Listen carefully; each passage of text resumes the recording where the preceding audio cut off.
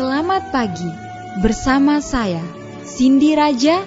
Mari awali aktivitas dan pelayanan Anda melalui renungan pagi bersama Allah di waktu fajar.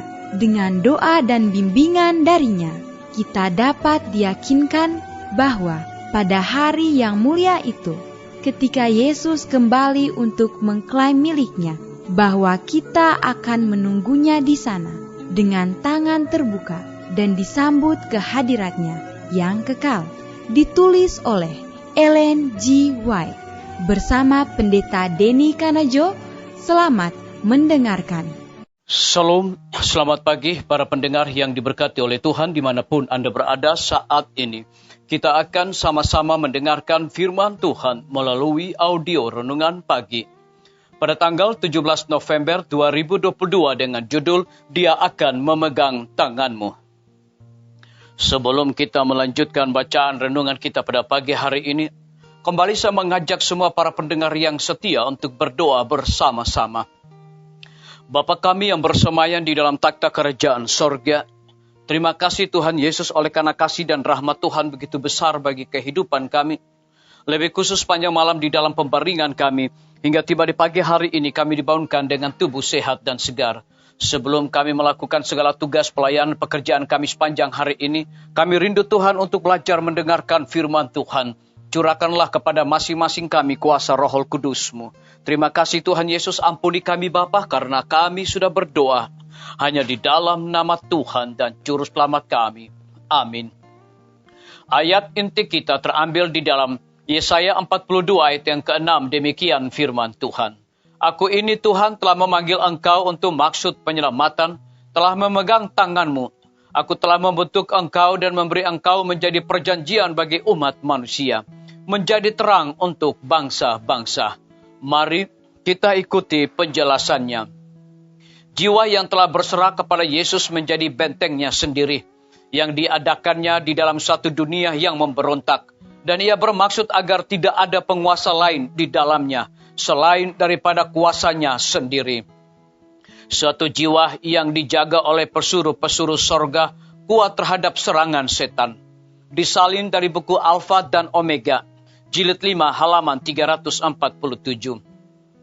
Hidup berhubungan dengan Kristus yang hidup, dan ia akan memegangmu kuat-kuat dengan tangan yang tidak pernah membiarkan pergi. Ketahui dan percayai kasih yang dimiliki Allah untuk kita, dan engkau terjamin kasih itu adalah suatu benteng yang dapat menahan segala tipuan dan serangan setan. Nama Tuhan adalah menara yang kuat. Kesanalah orang benar berlari dan ia menjadi selamat. Disalin dari buku Khotbah di atas bukit, halaman 135. Tidak ada yang seolah-olah lebih tidak berdaya, namun sebenarnya lebih tidak kelihatan daripada jiwa yang merasakan kehampaannya dan sepenuhnya bergantung pada jasa Juru Selamat. Dengan berdoa, dengan mempelajari firman-Nya, dengan iman akan hadirat-Nya yang tetap, manusia yang paling lemah dapat hidup dalam hubungan dengan Tuhan yang hidup. Dan ia akan memegang tangan mereka dan tidak pernah akan melepaskannya. Mereka yang paling diampuni oleh Tuhan akan sangat mengasihinya. Mereka inilah yang akan berdiri paling dekat dengan taktanya pada hari yang terakhir itu. Mereka akan melihat wajahnya dan namanya akan tertulis di dahi mereka. Disalin dari buku seri Membina Keluarga, jilid 4, halaman 159 sampai 160.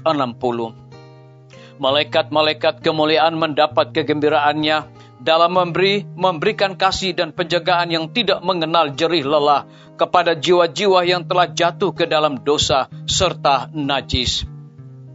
Makhluk-makhluk semawi membujuk hati manusia. Mereka itu membawa terang dari istana sorga ke dunia yang gelap gulita ini. Dengan pelayanan yang lemah lembut dan kesabaran, mereka menggerakkan roh manusia untuk membawa yang sesat ke dalam persekutuan dengan Kristus yang lebih rapat lagi daripada yang mereka sendiri dapat ketahui. Disalin dari buku Alfa dan Omega, jilid 5, halaman 15. Biarlah bacaan renungan kita saat ini akan menjadi berkat bagi kita semua. Mari kita tunduk kepala dan kita berdoa.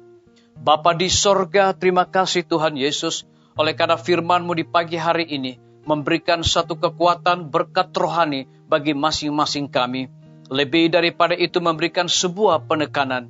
Jiwa yang telah berserah kepada Yesus menjadi bentengnya sendiri, yang diadakannya di dalam suatu dunia yang memberontak, dan ia bermaksud agar tidak ada penguasa lain di dalamnya selain daripada kuasanya sendiri.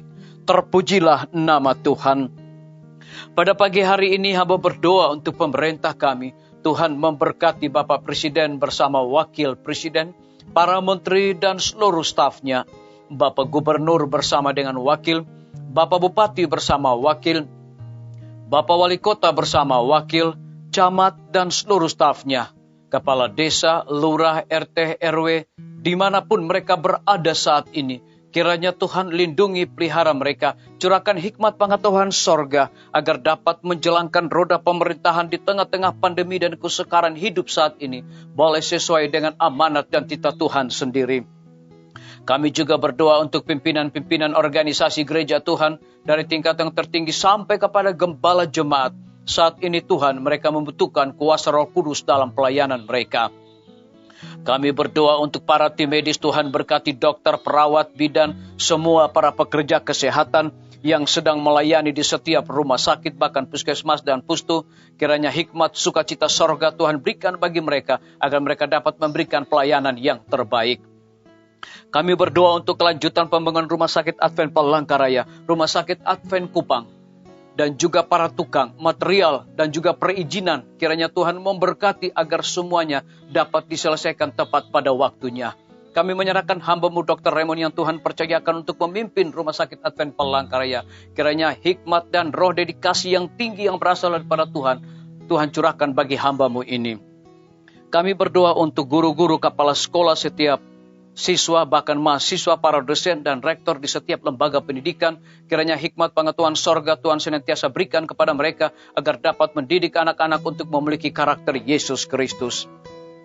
TNI, Polri, PNS, wira swasta, petani, pedagang, nelayan, ojek online, dan saudara-saudara kami yang ada di dalam penjara. Tuhan lindungi mereka, pelihara mereka, hiburkan mereka, dan kuatkan iman mereka, dan cukupkan segala kebutuhan mereka juga. Kami juga berdoa untuk para pendengar yang setia yang berulang tahun saat ini. Dengan bertambahnya usia yang Tuhan percayakan bagi hidup mereka, mereka selalu bersyukur dan mengandalkan Tuhan setiap hari. Yang berada di dalam kebimbangan ketidakpastian hidup, Tuhan berikan iman yang teguh untuk mereka selalu percaya kepada kuasa Tuhan. Terima kasih Bapa yang baik, ampuni kami Tuhan, karena kami sudah berdoa hanya di dalam nama Tuhan dan Juru Selamat kami. Amin.